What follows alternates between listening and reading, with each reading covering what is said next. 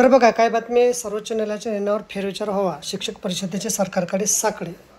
इयत्ता 1ली ते 8वीपर्यंत शिकवणाऱ्या शिक्षकांसाठी शिक्षक पात्रता परीक्षा TET उत्तीर्ण होणे आता बंधनकारक करण्यात आले.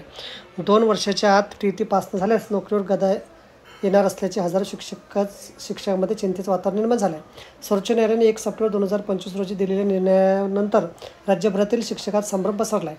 या पार्श्वभूमीवर महाराष्ट्र राज्य शिक्षक परिषद प्रथम विभागाने सरकारकडे थेट सर्वोच्च न्यायालयात फेरविचार याचिका दाखल करण्याचा साकडे घातले असून संघटनेकडून राज्यस्तरीय तालुका व जिल्हाधिकाऱ्यांना यासंबंधी निवेदन देण्याची मोहीम सुरू करण्यात आली आहे. सर्वोच्च न्यायालयाचा निकाल काय आहे की 8 सप्टेंबर 2025 रोजी सर्वोच्च न्यायालयाने दिलेल्या निकालानुसार इयत्ता 1ली ते 8वी शिक्षकांना सर्व शिक्षकांना 2 वर्षाच्या आत शिक्षक पात्रता परीक्षा उत्तीर्ण करणं बंधनकारक ठरणार आहे. सेवानिवृत्तीला 5 वर्षे किंवा त्यापेक्षा कमी शिल्लक असलेले शिक्षक या निमित्ताने वगळले गेले आहेत.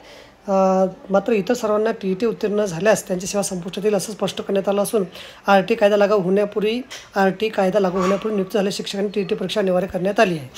नवीन निर्णयानुसार केवळ सेवा टिकवण्यासाठीच नाही तर पदोन्नतीसाठी TET बंधनकारक करण्यात आले. त्यामुळे मोठ्या संख्येने शिक्षकांना नाराजी आहे. काम करत असताना आता पात्रता पुन्हा सिद्ध करायला लागणार असा प्रश्न शिक्षक विचारत आहे.